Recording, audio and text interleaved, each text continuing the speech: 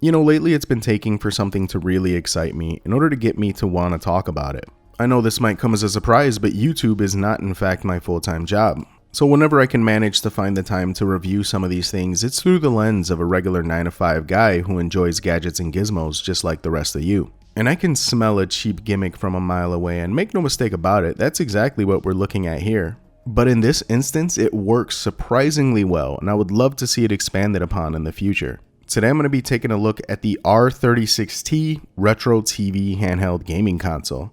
It's another sub-$100 retro emulation handheld that draws heavy inspiration from old CRT television sets, which, as we all know, retro gaming on a CRT remains an absolute elite experience. But right off the bat, we all know that this thing is not an actual pocket CRT. That would be a pretty difficult thing to make in the year 2025, especially at this price point. But does this thing create a good enough effect that it can trick our brains into thinking we are playing on a pocket CRT? Let's find out. Inside the box, we have the 36T itself, a USB-C cable for charging, and a little bit of paperwork. It's got 4 face buttons, 1 joystick, a start and select button, and this FN button. It has this really unusual dome-style D-pad that just by looking at it, I can tell it's either going to be amazing or absolute trash. We're going to find out. And it has these 4 side-by-side shoulder buttons that we've grown accustomed to over the past 2 years. The buttons are a little on the loud and clacky side, but don't feel terrible, especially considering this price point.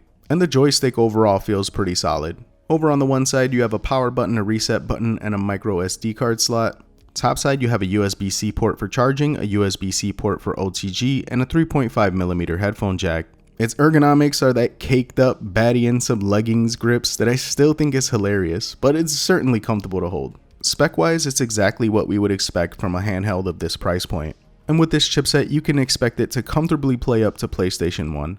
And give us fair to decent N64, Dreamcast, and PSP performance. And as we already knew, this is not a handheld CRT, but it has a fairly decent quality 3.5-inch IPS display. And it comes in these 2 different colors. Powering it up, you can tell it's running a version of EmuElec, and they're really steering into this whole retro TV thing here, which I really appreciate. It's not just a complete rebranding of another handheld, they actually put some attention into the details.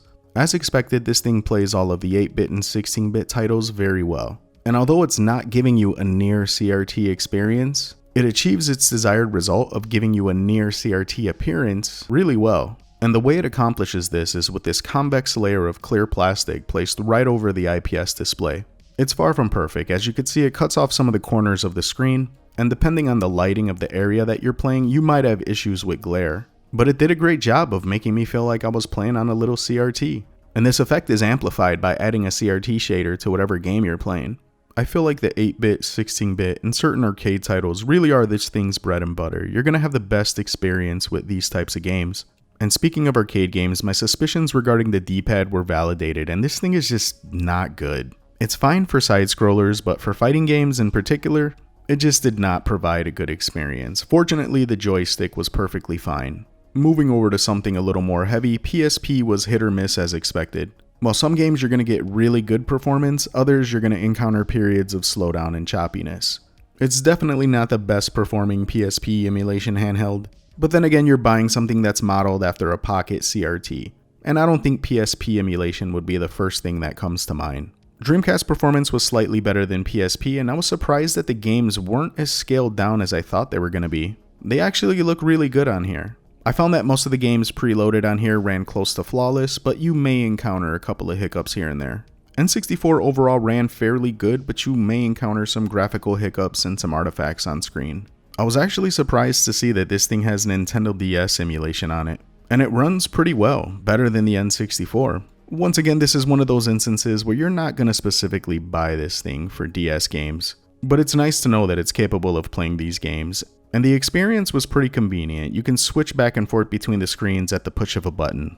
So the R36T, guys, we know that this is a gimmick handheld, and 9 times out of 10, I am not a fan of gimmick handhelds. But in this instance, and at this price point, it's pretty damn cool, I have to admit. Now, if you want to achieve closer to a true CRT experience, you need to get one of those handhelds with a high refresh rate display. And use something like black frame insertion. That will accomplish a more CRT-like experience. And while you're not getting that here, you're getting some decent visual aesthetics of a CRT.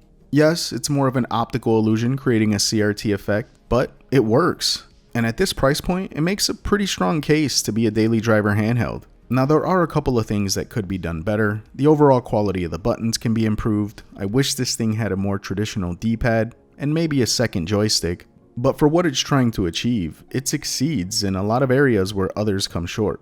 And while I know it's far-fetched wishful thinking to expect the company to one day make a retro emulation handheld with an actual CRT attached, what I am hoping for is that demand for stuff like this gets to a point where we'll actually see companies try to replicate the CRT experience. Maybe something like this with overall better build quality, with a better and higher refresh rate display so that we can utilize something like black frame insertion. I would just really like to see this overall concept expanded upon. And I think it's worth taking a look at if you're in the market for a sub $100 emulation handheld and you want to get some budget CRT feels on the go.